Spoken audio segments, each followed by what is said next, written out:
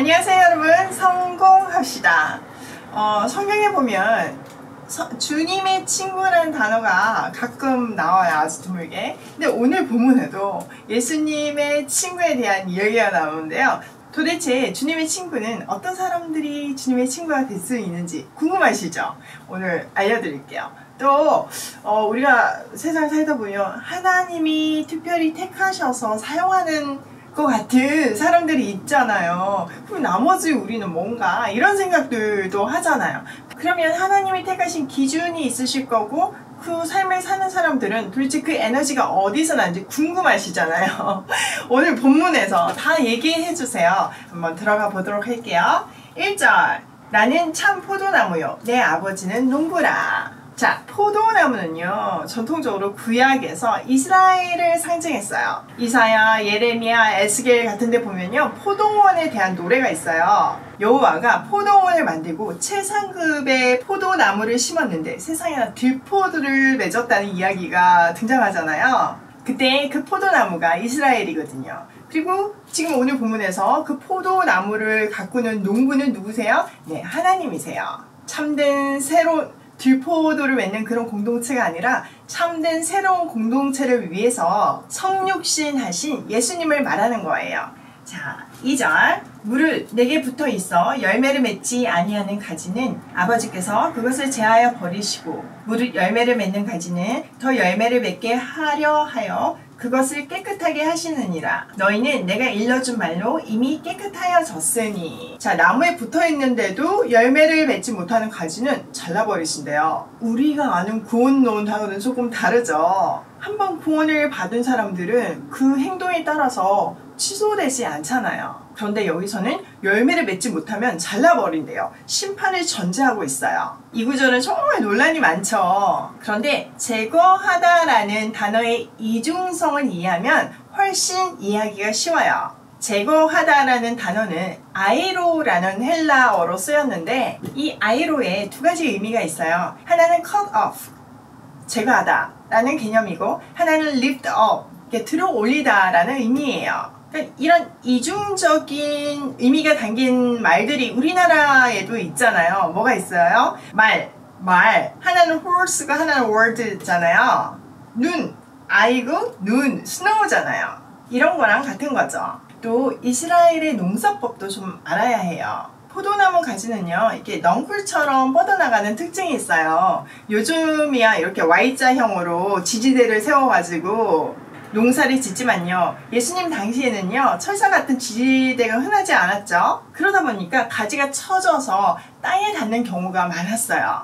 가지가 땅에 닿으면요 열매를 맺을 수가 없어요. 또 비가 오는 우기 때는 썩을 수밖에 없었거든요. 그래서 그 바닥에 닿은 가지에도 과실이 열리게 하기 위해서 올려주기도 하고요 쓸데없는 부분을 잘라주는 가지치기를 하는 전정 작업을 통해서 큰 열매를 맺도록 했어요. 여기에 제거하다에는 이 두 가지 의미가 다 있는 거죠. 결론적으로 여기서 제거는요 열매를 잘 맺기 위한 제거였어요. 하나님의 돌보심과 사랑과 격려로 볼 수 있죠. 제자들은요 이미 예수님의 말로 깨끗하게 되었다고 하세요. 자, 4절, 내 안에 거하라 나도 너희 안에 거하리라. 가지가 포도나무에 붙어있지 아니하면 스스로 열매를 맺을 수 없음같이 너희도 내 안에 있지 아니하면 그러하리라. 나는 포도나무요 너희는 가지라. 그가 내 안에 내가 그 안에 거하면 사람이 열매를 많이 맺나니 나를 떠나서는 너희가 아무것도 할 수 없음이라. 사람이 내 안에 거하지 아니하면 가지처럼 밖에 버려져 마르나니 사람들이 그것을 모아다가 불에 던져 사르느니라. 여러분 나뭇가지는요 나무에 붙어 있어야 돼요. 그런 것 같이 제자들도 예수님 안에 머물러 있어야 돼요. 사실 가지가요 나무에서 떨어지면요 열매가 문제가 아니라 생존 자체가 불가능해요. 마찬가지인 거죠.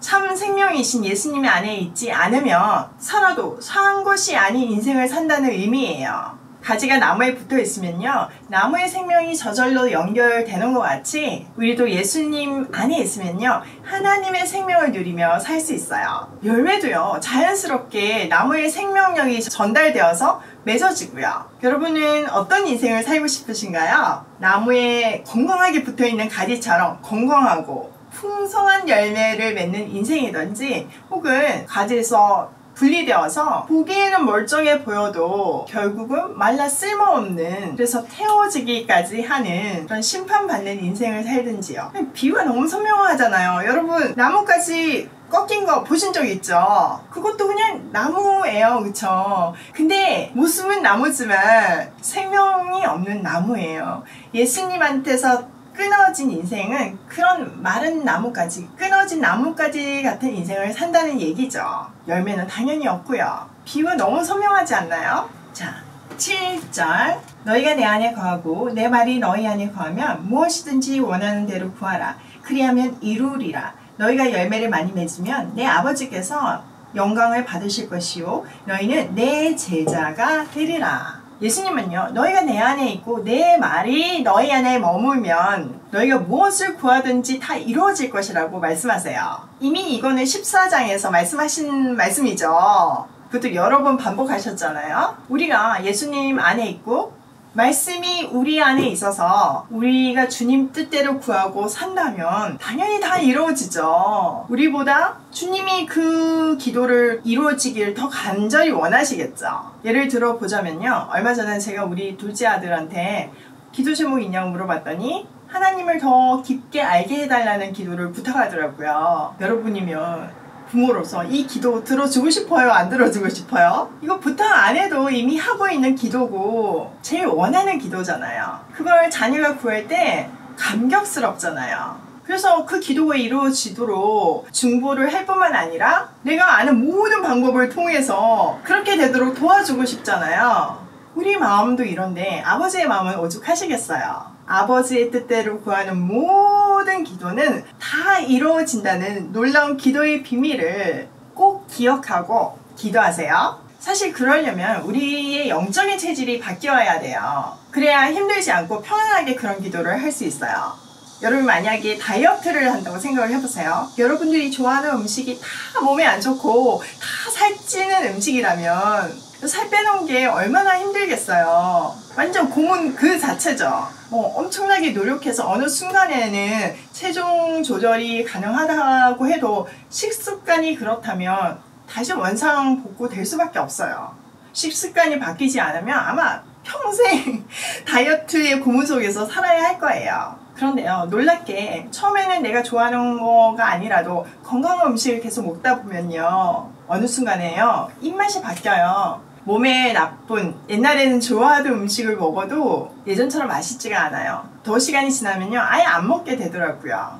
막 이렇게 허벅지를 찌르며 억지로 안 먹는 것이 아니라 내 입맛이 변해서 안 먹게 되더라고요. 영적인 습관과 체질도 동일해요. 우리가 행복하게 신앙생활을 하고 하나님 보시기에 아름다운 삶을 살려면 사실 그런 삶이 나한테도 가장 행복한 삶이잖아요. 그런 삶을 살려면 하나님 스타일로 체질이 바뀌어야 돼요. 안 하려고 버텨봤자요 다른 방법이 없어요. 그냥 하나님 체질로 바꾸세요. 차이가 있다면 깨지고 알게 되냐, 스스로 순종해서 알게 되냐, 이 차이예요. 그렇게 아버지의 뜻대로 구하고 거두어진 열매를 통해서 아버지는 영광을 받으시죠. 자, 9절.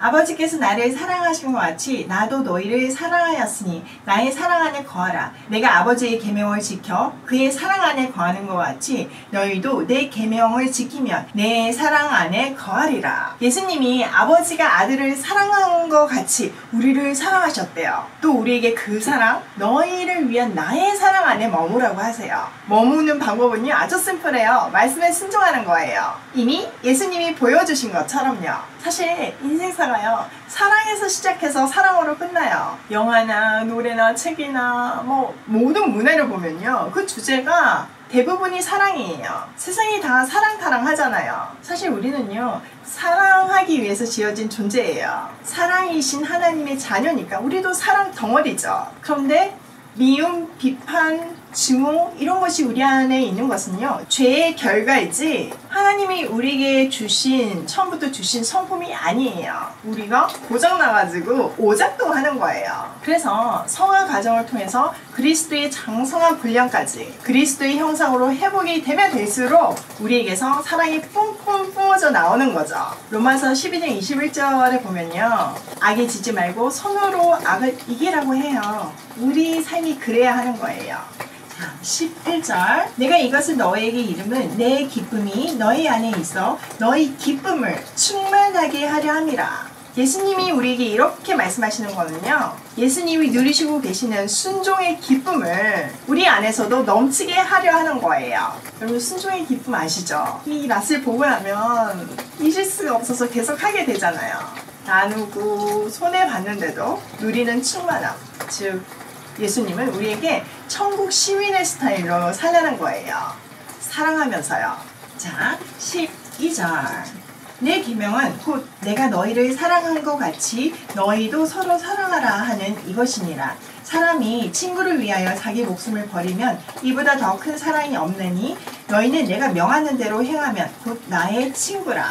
이제부터는 너희를 종이라 하지 아니하리니 종은 주인이 하는 것을 알지 못함이라. 너희를 친구라 하였노니 내가 내 아버지께 들은 것을 다 너희에게 알게 하였음이라. 이 모든 것을 누리기 위한 방법이요, 계명을 지키는 것인데, 그 계명의 원리가 내가 너희를 사랑한 것 같이 너희도 서로 사랑하라 예요. 목숨을 내주는 위대한 사랑을 우리 보고 하라는 거죠. 그리고 너무나 놀라운 말씀을 하세요. 내 말대로 행하면 내 친구다, 이렇게 얘기하시죠. 우리가 주님의 말씀대로 살면 주님의 친구가 된대요. 단 여기서 친구는요, 우리가 아는 또 영어의 프렌드 개념하고는 조금 달라요. 여기서 쓰인 헬라어 친구는요, 필로스라는 단어인데요, 동사 필레인 사랑하다와 동일한 어원을 가지고 있어요. 그런데 우리가 지금 현재 사용하는 친구에는요, 그 사랑하다의 의미가 사라진 상태예요. 예수님이 너희는 내 친구다 라고 하는 말은요, 10절에 너희가 내 사랑 안에 거할 것이다와 동일한 말이에요. 이 필로스의 반대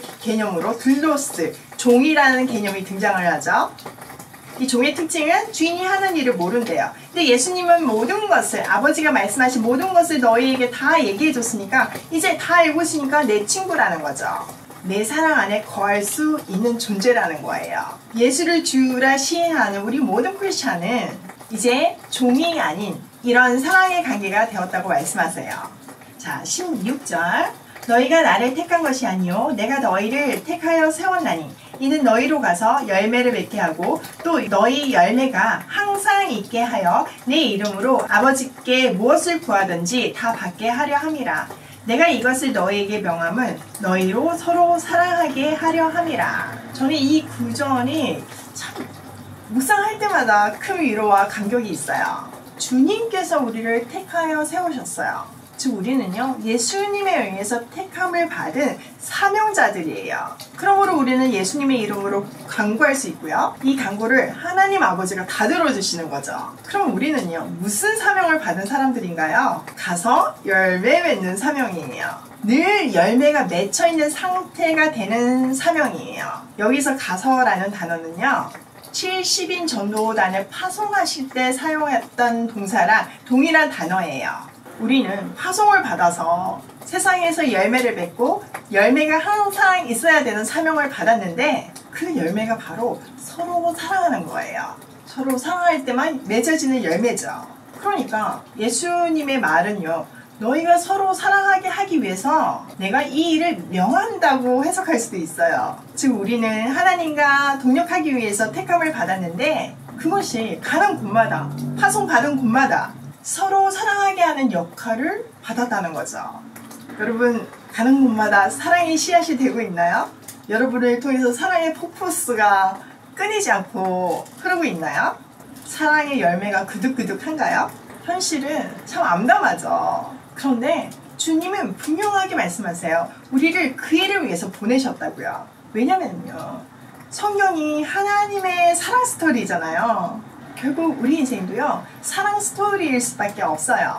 우리는 하나님의 모양과 형상대로 지음을 받았어요. 성부, 성자, 성령 하나님은 서로 사랑하는 관계로만 존재하세요.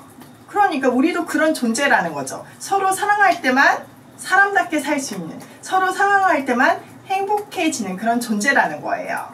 근데 제로 인해 그게 참 어려우니까 우리한테 그 사랑하는 방법을 사람들한테 알려주라는 거예요. 나를 돌아보면 소망 없는 이 명령 앞에서 우리는 매번 좌절할 수밖에 없어요. 그런데 주님께서 놀랍게도 우리를 이 일을 위해서 택하셨대요. 여러분, 회사에서도요, 직원을 뽑거나 직원에게 어떤 일을 시킬 때 그 일을 할 만하니까 시키잖아요. 전능하신 하나님께서 우리를 이 일을 하라고 뽑았을 때 실수가 있으셨을까요? 아니에요. 가능하니까 택하신 거예요. 그런데요, 막무가내로 내 힘으로 하라는 것이 아니고요, 주님 안에 있기만 하면요, 그 사랑할 수 있는 힘이 공급된다는 거예요. 주시겠다는 거죠. 무한정으로요. 사랑은요, 쥐어짜는 것이 아니고요, 흘러 넘쳐야 돼요. 그러려면 말하지 않는 사랑의 근원이 있어야 되는데 주님께서 그 근원이 되어 주신다는 거죠. 마치 가지가 나무에 붙어 있으면 열매를 맺을 수 있고 생존할 수 있는 모든 에너지를 얻는 것처럼요. 또 구하면 뭐든지 다 들어주신대요. 우리가 할 수 있는 모든 여건을 만들어주시고 모든 조건을 다 주시면서 가서 서로 사랑해라 라고 명령하시는 거예요. 처음에는 안 되더라도 우리가 크리스찬이기 때문에 또 주님이 계속 거룩한 부담감을 주시잖아요. 그러면 억지로라도 나를 몸을 쳐가지고 하다 보면요, 사실 그 사람을 위한 것보다 나중에 나에게 더 큰 은혜가 있고 유익이 있고 더 큰 사랑이 넘치는 것을 경험하잖아요. 그런 사랑하는 사람이 행복한 사람이잖아요. 그러니까 우리 한번 해봐요. 갈 길이 멀고 너무나 막막하지만 할 수 있다고 하시니까, 그것도 전능하신 하나님께서 모든 힘을 주시겠다고 해보라고 하시니까 우리가 주님 믿고 한번 해봐요. 나는 믿을 게 못 되지만 주님은 믿을 수 있잖아요. 주님이 명령하신 대로 가는 곳마다 사랑의 근원이 되는 인생 살아보아요. 오늘도 주님께 꼭 붙어서 그분의 사랑과 생명을 공급받고 또 그 사랑과 생명을 전하는 하루로 보호싱해요.